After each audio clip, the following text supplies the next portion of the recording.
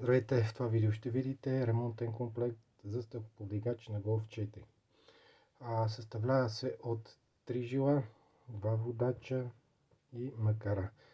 Съответно става и за Volkswagen Bora за всичките 4 врати версии, независимо дали са хеджбек, седан и комби.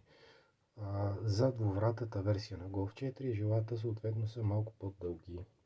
Като цяло доста проблемен механизъм. Обикновено водачите се чупят в частта, в която влиза щипката, и стъклото се случва така, че да падне вътре във вратата. Ако имате късмет, може да смените само водачите, ако не и целият комплект, не е проблем. Сменява се, но просто трябва да падне цялата тава, която е под кората. Цялата тава, металната, на която е захванат стъклоподигач.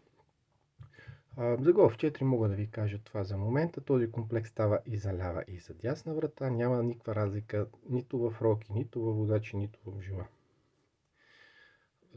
Сложили сме линк в описанието, в който може да разгледате какво има в нашия сайт за тези автомобили. Също така може да си въведете и gparts.bg и там също да видите за какво става на въпрос, какво може да видите при нас, какво може да си харесате и евентуално да си поръчате.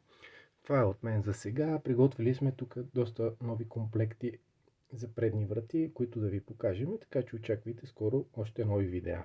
Това е от нас за сега и поздрави!